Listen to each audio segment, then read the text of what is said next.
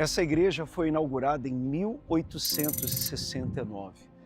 Além das reuniões onde se pregava a palavra de Deus, aqui era o lugar onde tinha uma escola de missionários. Missionários eram treinados aqui neste lugar e saíram daqui para a África, para a Índia, para vários lugares também na Ásia.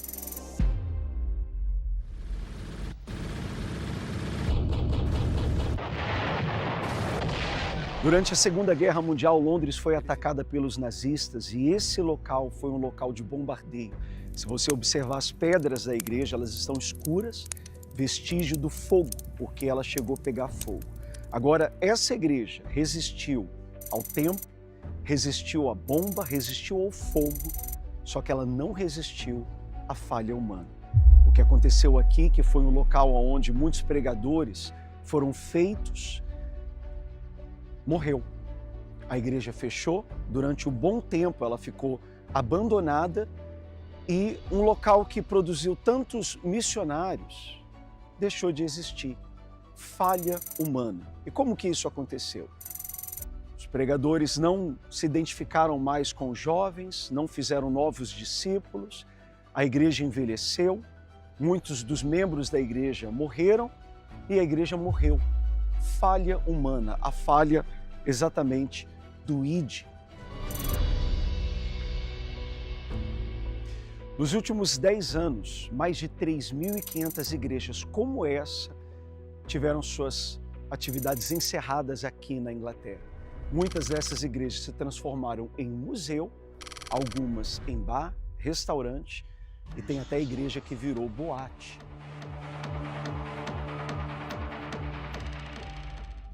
Isso por causa da falta do ID, uma ordem que o próprio Senhor Jesus nos deu. E o que aconteceu foi exatamente isso. Os mais velhos deixaram de pregar a palavra para os mais novos dos nossos dias atuais. Tem uma pesquisa que diz que a maioria de 25 a 35 anos de idade, 1/3 dos jovens, eles continuam morando na casa dos pais. Existe um gasto de $3.000 por segundo com pornografia e isso é o que tem acontecido nos dias atuais.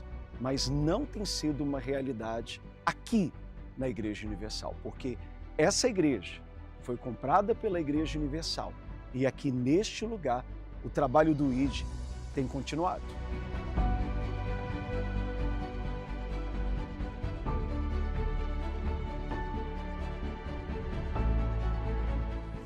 E hoje esse local, que antes era um local de missionários, voltou a ser, porque exatamente aqui nós temos reuniões de pastores, esposas, traçamos estratégias para evangelizar, fazemos o trabalho do ID. Trabalho esse que tem dado fruto e prova disso é o Matthew. O Matthew, ele é britânico.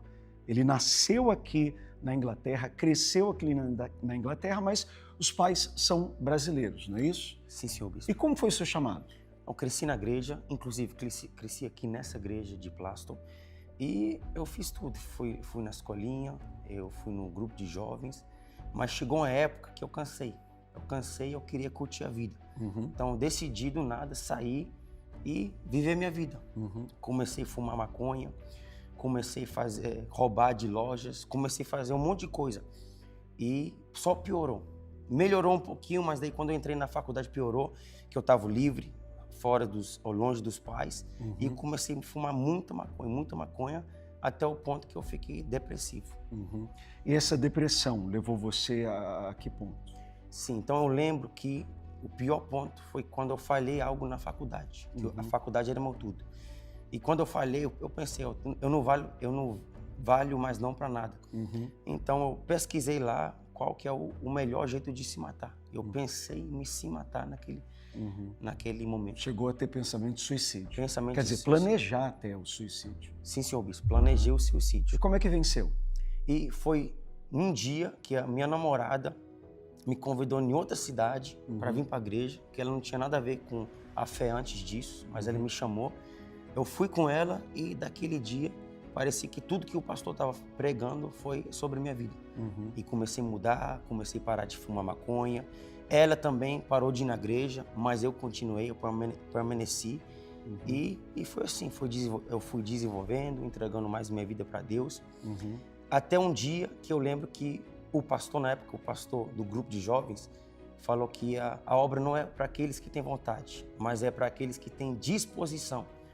E aquilo mexeu comigo e nunca saiu da minha cabeça. O que você estava fazendo nessa época? Naquela época eu era professor de física na escola, ensinando alunos de 14 a 18 anos. E quais eram os seus projetos, seus planos? Eu queria, então? Sim, bispo, eu queria ser um cientista, queria fazer pesquisa. Você completou a faculdade? Completei. Eu fiz a faculdade de física, completei, fiz um mestrado também e depois eu até fiz o curso para ser professor. Aí já estava dando aula? Já estava dando aula. Aí quando veio essa mensagem aqui nesse lugar? Nesse lugar, bispo, sim. Foi quando que eu fui ver que eu queria servir a Deus, eu queria entregar minha vida para Ele, para servir no altar e ganhar almas no mundo afora. Estava pronto para o ID? Eu estava pronto para o ID, bispo, sim, senhor. E hoje? E hoje estou servindo em uma igreja aqui em Londres também.